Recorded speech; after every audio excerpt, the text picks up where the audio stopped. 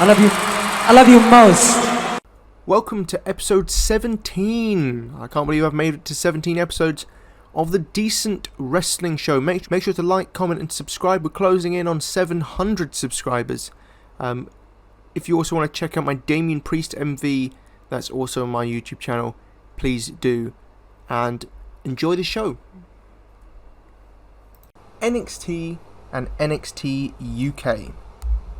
NXT 2.0 started with Tony D'Angelo taking on Dexter Lumis, 2 3/4, a solid match with Tony D'Angelo picking up the victory. Let's go! After the match, there was a segment with Carmelo Hayes, Pete Dunne, and Johnny Gargano setting up a triple threat for next week, which should absolutely bang. Great work, promo work from all three here, and Trick Williams as well. It looks like Joe Gacy is trying to join the Diamond Mine. Let's see where that goes. Jacket time. Kushida and Ikemen Jiro team up with Odyssey Jones in quite a good match against Diamond Mine, Roderick Strong and the Creed Brothers. Again, Creed Brothers always are impressive to watch. And this was a fun, fast-paced match. Didn't go too long. I wish it would have gone a little bit longer. But it was a solid match nonetheless, 3 1/4 stars. Next up was the Poker Showdown between Cameron Grimes and Duke Hudson. They basically just played poker in the ring. Went on a little bit too long for my liking. But Cameron Grimes and Duke Hudson both played their parts well. Basically what happened is Cameron Grimes bluffed Duke.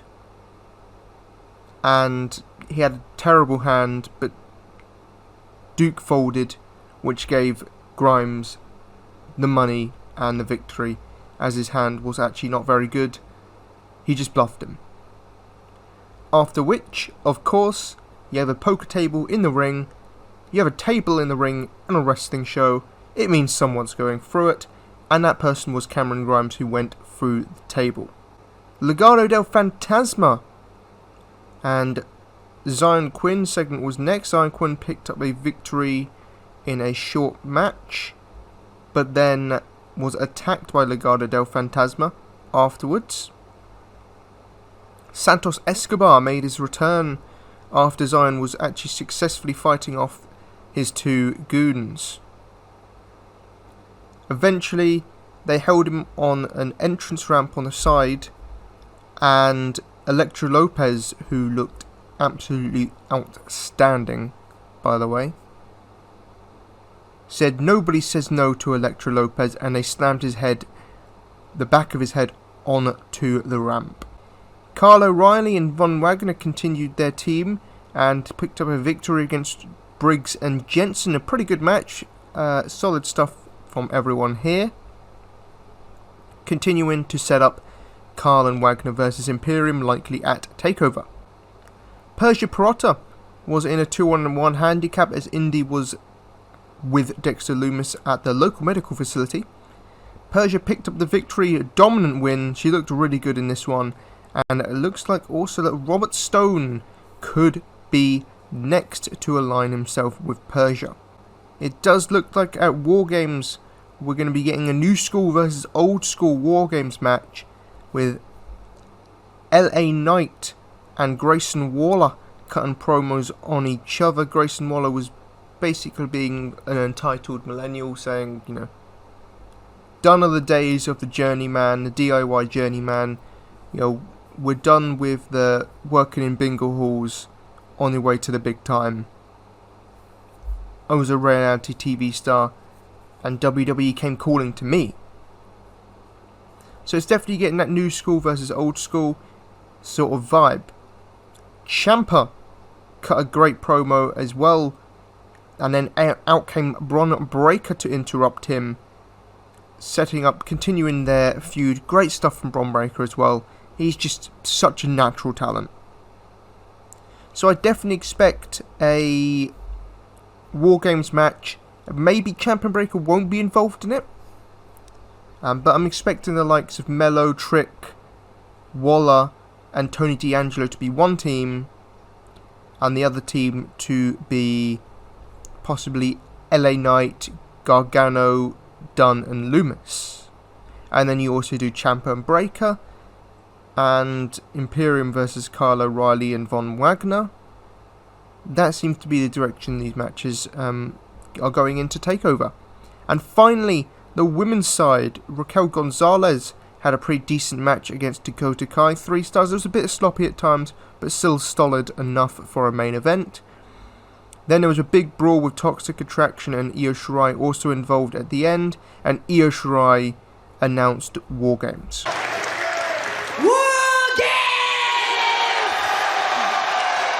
Which means it will be Toxic Attraction teaming up with Dakota Kai, taking on Raquel Gonzalez, Io Shirai, Cora Jade, and someone else to be announced later, which could be either Saray or Kaylee Ray.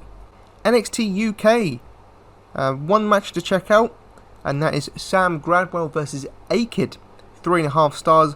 Very solid match, A-Kid always delivering, and Sam Gradwell is always entertaining. A-Kid picked up the victory in that one. Other 2 notes, Nina Samuels had a pretty decent match against Aaliyah James. Aaliyah James actually picked up the victory. NXT UK needs more Nina in my opinion.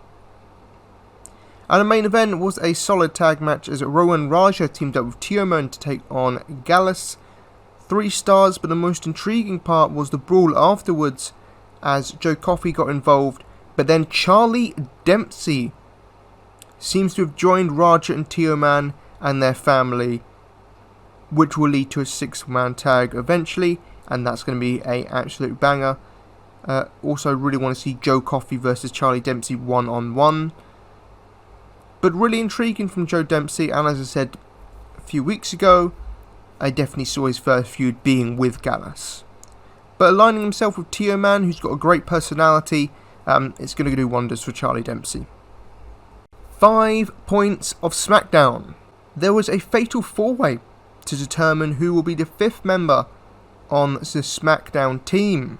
Cesaro versus Ricochet versus Jinder Mahal versus Sheamus. It was a very fun match, 3.5 stars. At any point anyone could have won the match. A lot of great near falls. In the end, Ridge Holland helped Sheamus pick up the victory against Cesaro, and he will be the 5th member on the team. Good choice. I mean, Sheamus would have been a good choice. Cesaro and Ricochet, all great choices. Even Jinder Mahal shined in this match. Shotzi and Sasha Banks had quite a good match, 3.25. It was a bit sloppy to begin with, but eventually they got the hang of it after the commercial break and had a pretty good match. Sasha Banks made Shotzi tap out. Good selling also from Sasha Banks with her arm. Sonya Deville wanted them to handshake after the match, which they did, but then Sasha just backstabbed Shotzi.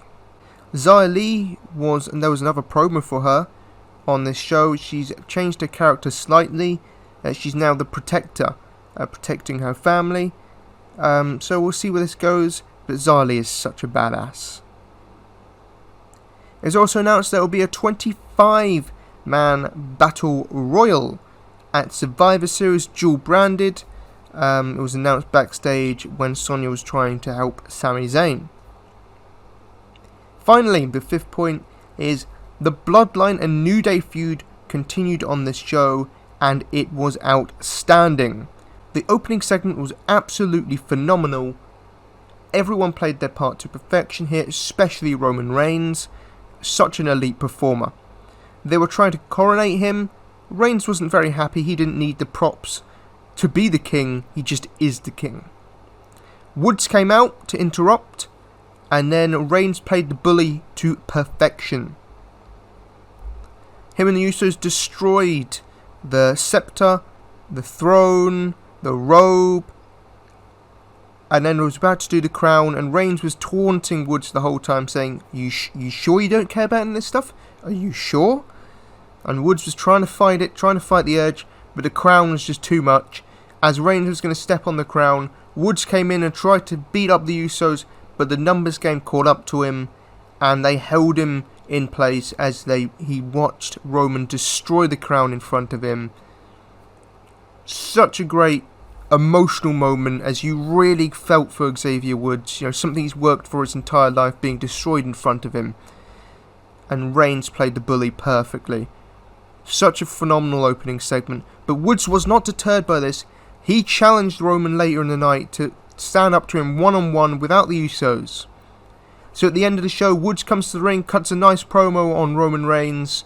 Reigns comes out solo, well, with Paul Heyman, but no Usos. Comes out, gets to the top of the ramp, starts smiling because Heyman calls for the Usos to come out. They don't. Calls for them again.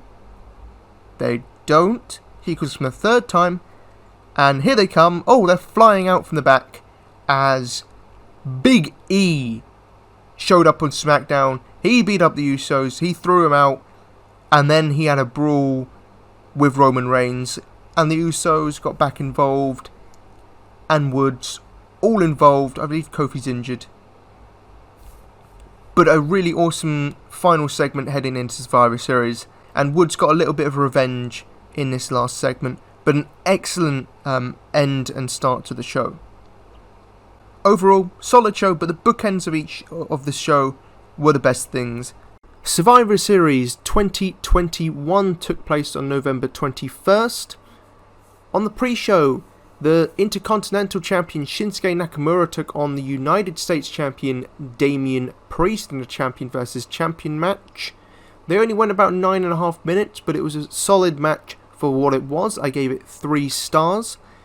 The second half of the match was definitely better than the first half, and it was a bit slow paced to start off with, but they eventually clicked and had a pretty decent match towards the end. The story of the match was that Rick Boogs was annoying Damian Priest with playing riffs on the guitar every time Shinsuke was in trouble. Eventually, Priest gave him a final warning. Boogs then did it again. Priest had enough, went out there, smashed Boogs' guitar on his knee, and hit Boogs in the head with it, and then hit Nakamura as well, causing the disqualification. He then stormed off very angrily. But solid pre-show match, nothing huge to talk about, but solid stuff. We kicked off the main show, and what a way to start the show. Charlotte Flair, the SmackDown Women's Champion, taking on the Raw Women's Champion Becky Lynch. Becky Lynch had a new attire on. She was sporting a red one-piece outfit, and to me, definitely her best outfit she's ever had, for more reasons than one. And of course, she was facing Charlotte Flair, who's known for giving her opponents wedgies, and yes, she did the same to Becky Lynch, and the internet thanks her for that. But onto the match. They went about 18 minutes, but it breezed by, did this match. It flew by. Absolute intense war. These two gave it their all. They just went and had an absolute fight. Not a wrestling match. They just had a 18-minute fight.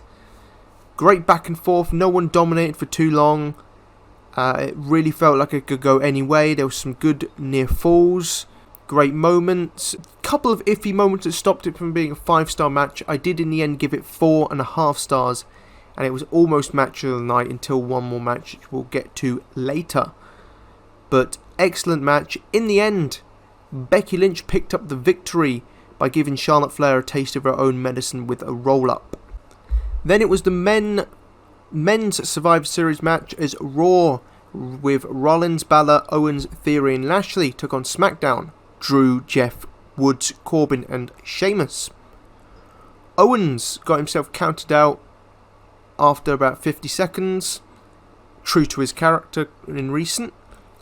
We then had, the whole match was chaotic. Again, like the opening, flew by. A lot of chaos, a lot of stuff happening. Corbin was eliminated by Finn Balor after a great hectic few minutes. Woods then had a good showing before being eliminated by Bobby Lashley. Then Lashley and Drew got in the ring with each other and had a great stare down and then a brawl. They brawled everywhere on the outside. Eventually, both were counted out to protect them both, but Drew gave Lashley a Claymore. He then headbutted Seth Rollins, who was mocking him, nearly causing Rollins to be eliminated, but he just kicked out. Eventually, Finn Balor was eliminated by Sheamus around the 20-minute mark. Sheamus was then eliminated by Austin Theory after some fun tag team work with Sheamus and Jeff Hardy. Theory then was eliminated by Jeff Hardy, relieving Jeff and Seth Rollins as the final two. After a nice back and forth, Seth Rollins picked up the victory. Very fun match. I gave it 4 stars. Seth Rollins won, as that makes sense for him winning this match. But hell of a match. I really enjoyed this one. Definitely recommend this one. Then we had the down point of the show, which was the 25-man Battle Royal. Eventually, Omos picked up the victory. Nothing huge to really note about this one. Ricochet was the last person in it, which I guess is something. But weirdly enough, the big man wins the Battle Royal, which very, very rarely happens, even though it makes the most sense. But definitely one you can skip. Tag team versus tag team champions. Tag champs versus tag champs. RK Bro for the Raw side took on the Usos for the Smackdown side. Not as good as I thought it'd be.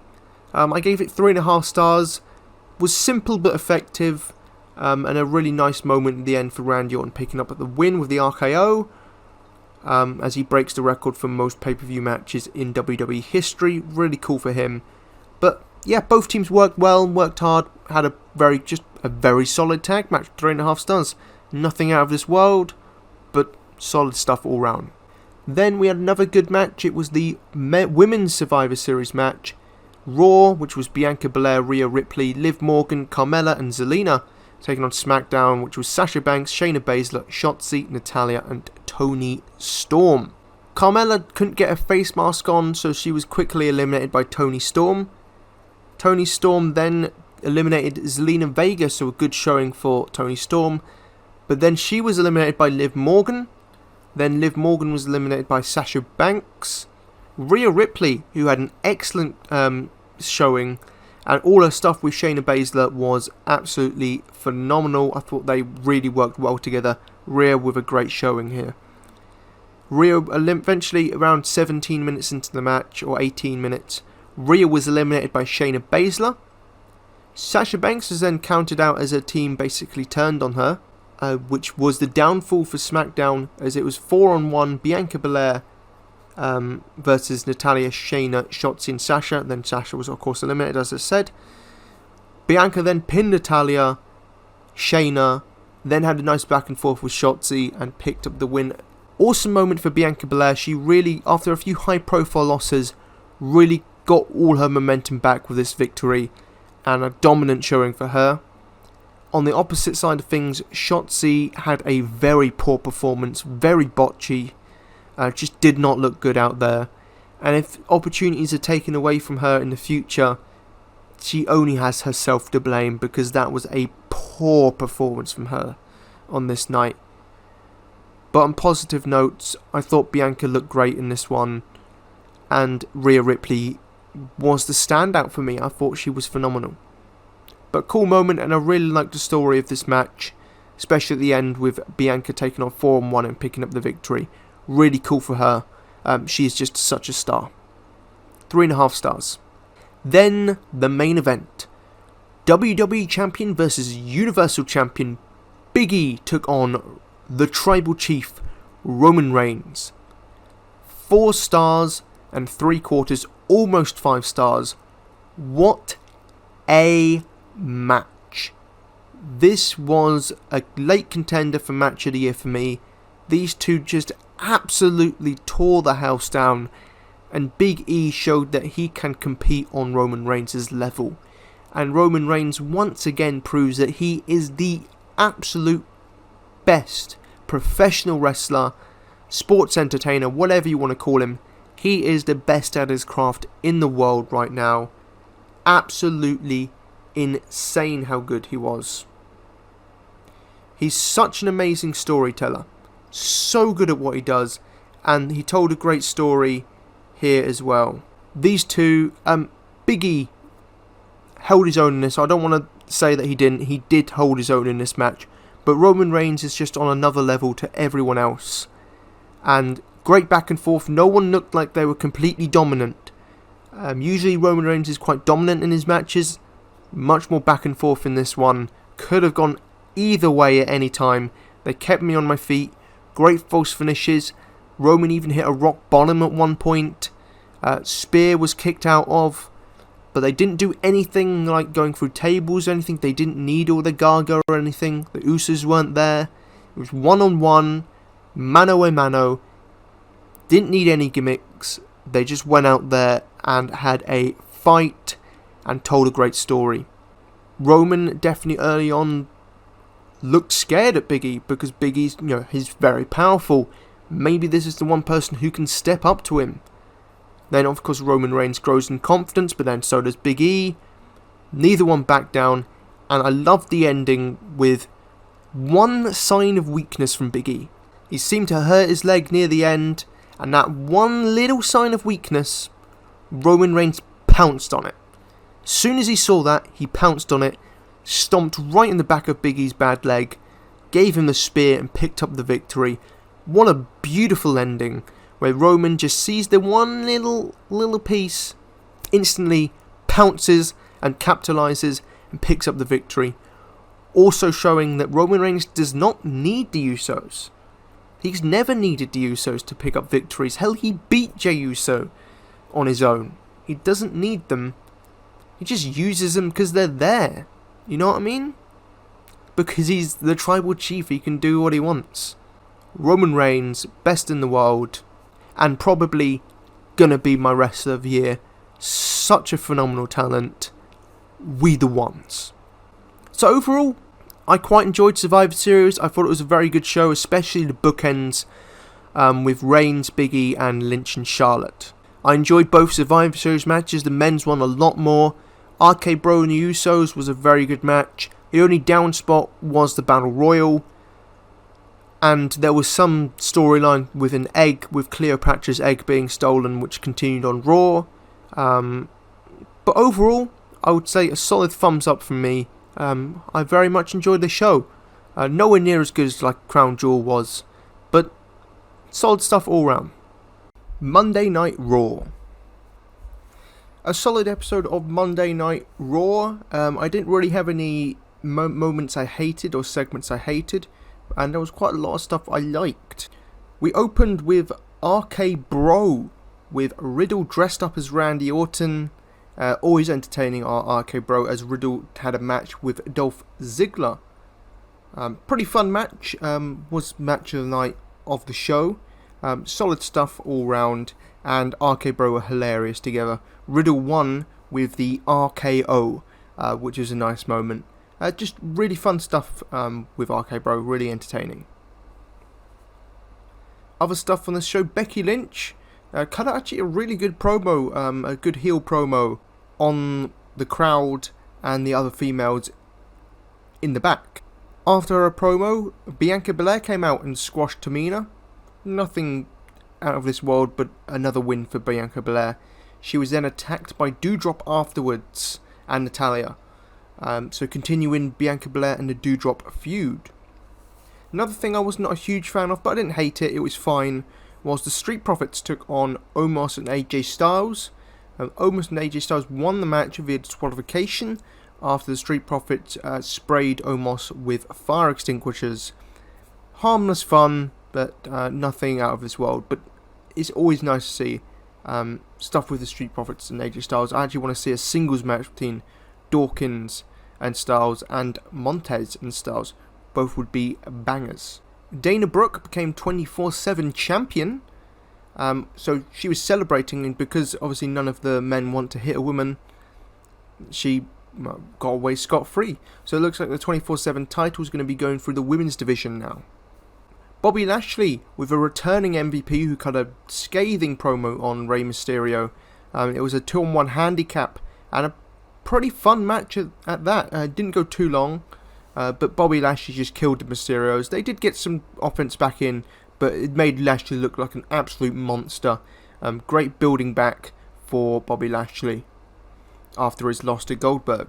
I also enjoyed the Seth Rollins Finn Balor stuff. They were meant to have a match.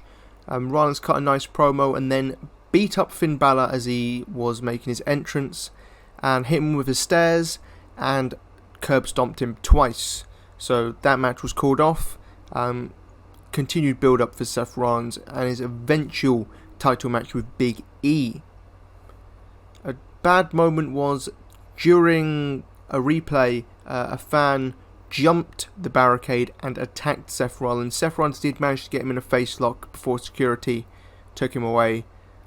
Just don't be an idiot. Don't jump the railings. Just don't. Just so stupid. Furthermore on this show, Carmella and Zelina Vega went for the tag titles against Rhea and Nikki, and they actually won them. So congratulations to Carmella and Zelina Vega. I'm liking their act together. Very happy for them to be champions, and well done to both of them. The match, it was what it was. Wasn't a great match, wasn't a bad match. It only went about 5 minutes. There's only so much you can really do. It was fine, but a nice moment for them.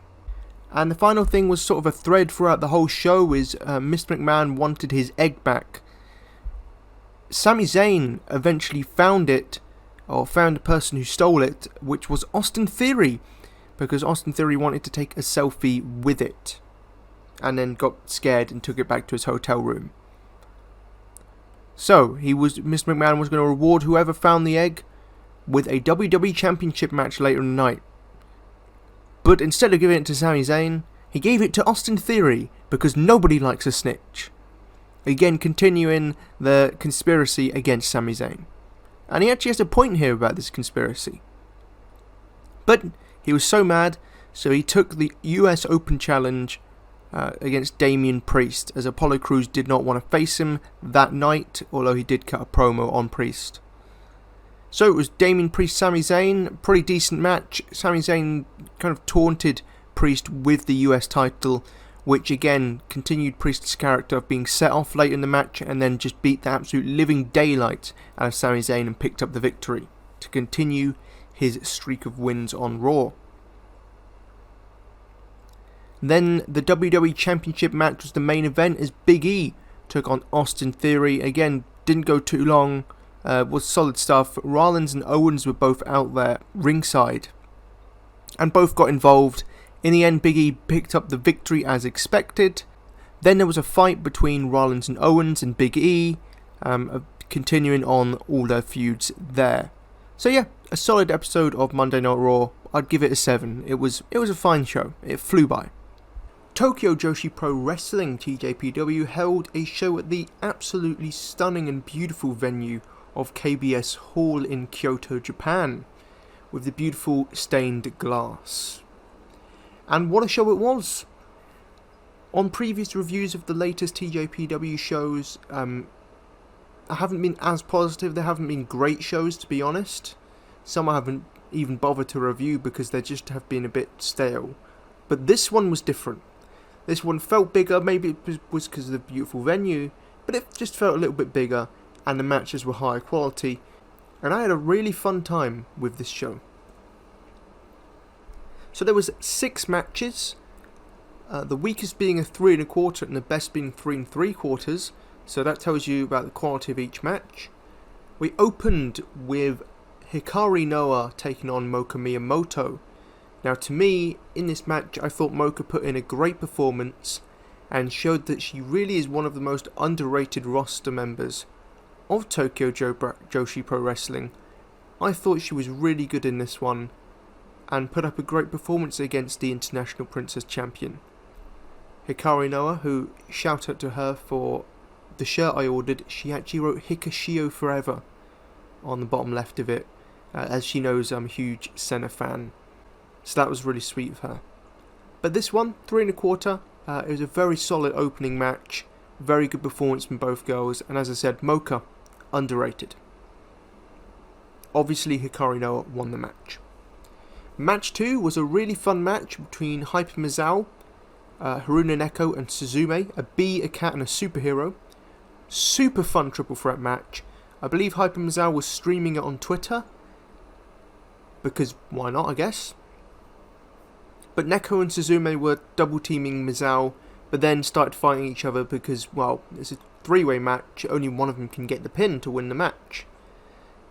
Misawa did end up winning this match, but it was really fun for the 8 or 9 minutes that took place. Just 3 colourful characters with an entertaining match, 3.5 stars. We then had Nodoka Tenma take on Pom Harajuku in a butt-heavy matchup, as Pom did her strikes that she usually does to the chest to Nodoka's butt. She then celebrated on the top rope with the peace sign, to which Nodoka Tenma then hit Pom in the arse while she was standing on the top rope, which hurt her butt a lot. She then spanked Pom, because I guess why not. Pom actually hit a really nice rolling sort of roll up. You know what I mean. She went for a roll up and it was a unique one that I haven't seen before, but it looked quite cool. Eventually Nodoka ended up winning the match. 3.5 stars. Really fun match again. A lot of good comedy and good wrestling as well, so solid stuff. We then had Haku Chamu, Miyu Watanabe and Rika Tatsumi taking on Yuki Aino and Gao Marika Kobashi. Another 3.5 star tag match. Really fun tag match. Great performance from all 4, even Yuki Aino, yes. Even though I'm not the biggest fan. But again, Miyu Watanabe doing the swing in front of the stained glass. Just a beautiful sight. But obviously Rika and Miyu work superbly well as a team, and I thought Aino and Marika held their own as a team as well. Marika, of course, putting in another great performance. In the end, sadly, Marika was pinned, but still, very good match. The co-main event was Majirabi and Raku teaming up in a 6-woman tag against Toyo University, Mihiro Kiryu and Yuki Kamifuku, teaming with Maki Ito. Another 3.5 star match was this one. A bit of cringy comedy from Majirabi at the start, but luckily that tailed off quite quickly and we went into the proper match, and some good comedy from Kamiyu and Ito. But it was quite a fun matchup. Very quick paced, fast paced matchup. Didn't overstay its welcome. And Mihiro Kiryu bust out a new move. It's a sort of springboard Superman punch type move, which is a really cool move, really cool looking move. I'm glad she's adding to her moveset. I do want to see more of her spine buster because that is an absolute gorgeous spine buster and I want to see more of it, which hopefully would also mean that she would win more matches. Mihiro's been one that's really grown on me in recent times. In the end, Yuka pinned Kiryu for the victory. But one note is that Maki Ito, to be honest, has kind of fallen off completely for me now. Just nowhere near as hyped as I used to be for her matches. They really have killed all of her hype. They just killed it dead, which is sad to see. Positive note, the main event was a great match, 3 3/4, as Miyu Yamashita teamed with Yuki Arai to take on Arisu Endo, yes, main eventing again, and Shoko Nakajima. Now the stuff and chemistry between Miyu Yamashita and Shoko Nakajima in this one, the stuff between them was absolutely outstanding and the best thing on the show. Top-notch sequences from those two together. Makes me really want to see a singles match for the title from them. Although, people said the same about Saki-sama and then they had their match and it was very disappointing, so who knows. But really, Endo doesn't feel out of place in these main events. That's how far along she's come already. Such a phenomenal young performer is Endo. She is definitely the future of TJPW. And Yuki Arai continues to put in great performances in these big matches. She picked up the win by pinning Endo after the axe kick. And I believe we're getting Miyu versus Arai, which I'm not sure how well that could be, but I'm willing to give it a shot. But overall, again, as I said at the start, really solid show. Definitely worth checking out. I recommend this show. Stardom. Stardom had a show on the 14th of November at Kurikan Hall. A mixed bag but overall positive. We opened with Water and Oil in a quick match against Eelbread. Unagi was actually pinned by Rina. Now, it was due to a lot of distractions and she got hit on the head by Ruaka's box, so there was a lot of interference and gaga to get Unagi to be pinned, but it was a solid opener nonetheless, 3 stars. FWC took on Saki and Fukugen. Oh, okay. Yeah, no. Yeah. No! Just hate that clown. I hate that clown. Aphrodite took on Himapoi in the first really good match of the night, 3.5 stars. Definitely check this one out. Himapoi had a bit of miscommunication at the end, which I'm hoping is not a breakup for Himapoi, but that does seem to be maybe a direction that could be happening. So Aphrodite win this one. Great teamwork from them in this one, and that moved him on to a tiebreaker match against FWC with the winner going to the finals. It was a very short match, only going around 5.5 minutes, but for what it was still quite good, 3.25. Wasn't a complete full match, which is why I can't give it a higher rating, but it was solid stuff for what it was, and FWC picked up the victory, pushing them to the finals. Very quick paced match. Then we had my match of the night, the standout of the night, Dream H. Mina and Tam did not look to be on the same page in the pre-match promo. Mina said she was going to show Tam something, which turned out to be a new technique. Moonsea, absolutely joyous promo, so much charisma and happiness from them. I'm hoping they team up again. But this match, Dream H and Moonsea, 3 3/4. Moonsea works so well together. Lady C used again Waka as a battering ram when swinging her around, hitting Tam and Mina. Mina put in a great performance. Everything in this was super fun to watch. Didn't go too long, was a great pace, and everyone got to shine in this one. And it ended with Mina hitting her new finisher, the Glamorous Driver, which is a reverse DDT brainbuster sort of move, which looked brutal. Mina then went a bit psycho after the match, licking Tam's belt. Definitely check out this match, and I really hope Moonsea team again. Throughout this tournament, they've put on great matches together, and I think both ladies have grown so much through this tag team. So hopefully it's not the last of them. Pony Shi, Suri and Maika, and we finally got to see their dance again. They took on Ruaka and Starlight Kid. 3 stars, went about 8 minutes. It ended via disqualification, a victory for Ruaka and Kito, as Suri went crazy as Ruaka and Kito basically tried to destroy Maika's arm. They put chairs on it and stomped on it, and Suri went crazy and hit the ref as well while going crazy on Ruaka and Kito, and she had to be pried off post-match. But solid stuff, good story with Maika's arm, and a protecting ending for Pony Shi. Co-main event was Blue Marine taking on Momo AZ. Not a great match, to be honest. I kind of felt bored during it. Nothing technically wrong with it, I guess, but it just did not capture my imagination. I was skimming through it, to be honest, and everything that I thought was going to happen did happen. It just felt like a very lazy and predictable match to me, 2 1/4. Didn't do it for me. Momo AZ won the match, which put them in the finals against FWC. 3 3/4 for this final match. A terrific match between these 4 ladies, and after a nice back and forth long match around, I think it went around 15 plus minutes, in the end FWC picked up the victory, as they should. Very happy for FWC. They deserved it. They were the standouts in this tournament, and so they deserved to win.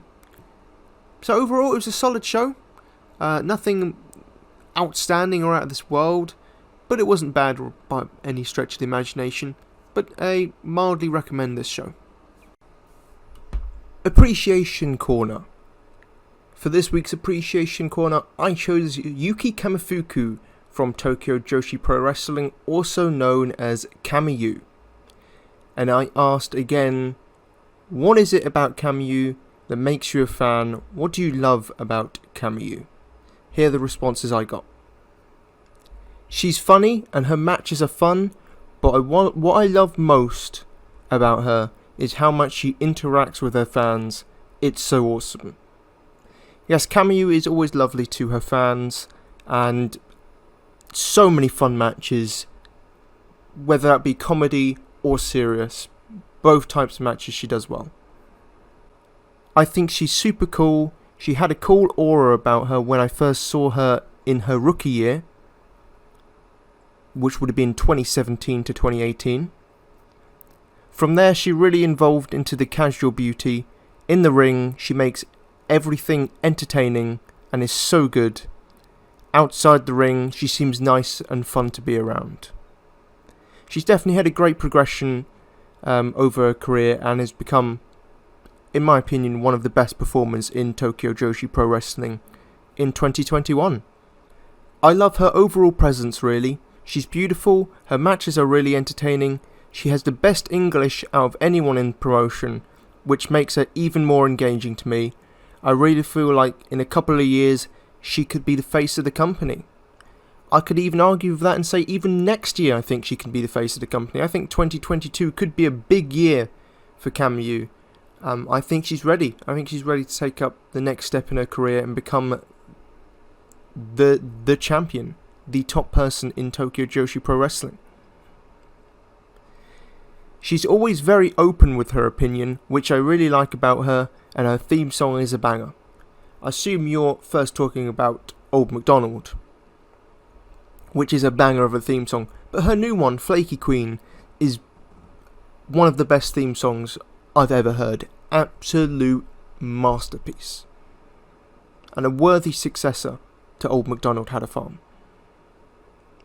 Kamiyu is a badass and is naturally cool at all times. She is super funny and charismatic, and she is a fun wrestler, my favourite in TJPW, and one of my faves in the whole world.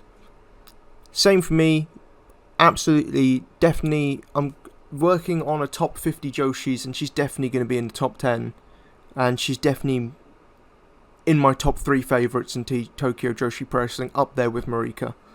Super charismatic, super great aura, and super hilarious. Next comment we have, Kamiyu is not afraid to share her opinion, yet she is also so sweet and kind. Her in-ring skills are improving so much, she is a candidate for Joshi of the Year in this year and next. I love her theme music. Yes, Old MacDonald too. She's incredibly fluent in English too, which adds to the international appeal of Tokyo Joshi Pro Wrestling and Joshi in general. Even though she had a rough time growing up in America, she still loves us, which is another testament to her character. And let's not forget her Zach. And Blair, of course. Zach and Blair, her 2 dogs, 2 of the cutest dogs in the world. On a personal note, she was super kind in emails when delivering my Zach's 7th birthday package. She's a very sweet, kind and considerate soul. Just like Yuna Manase, she's beautiful inside and out. I agree with that wholeheartedly. I've also dealt with Kamiyu by ordering stuff from her. I've ordered a video message before, and the Zach t-shirt, of which also she wanted to include sweets with it, but I don't think customs allowed that. But so she sent signed cards and chopsticks as well, was the special surprise as well. And she was super kind because it got stuck in customs. So she was super kind in direct messages and emails to get it sorted and get it delivered to me. Just a super nice person. She definitely cares about her fans, and you can tell that. And she always gives it all in the ring. And one thing that I love about her the most is that she'll take anything. Whether that be a 3-month build, a 2-day build, and she'll make a story out of that match. And she'll make it a memorable match, even on shows where you're like, it's just a house show really, nothing really much going on. she will usually have the most memorable match of the night because she'll build a story into it. And that's just what an elite performer does, and Kamiyu is that. She's grown so much, and her International Princess title run was great. Didn't last as long as I hoped, but it was great while it lasted, and hopefully she wins another belt soon in the future and gets that top position in Tokyo Joshi Pro Wrestling. Thank you for listening to the Decent Wrestling Show. I hope you enjoyed. Again, make sure to like, comment, share and subscribe, and arrivederci. Johnny.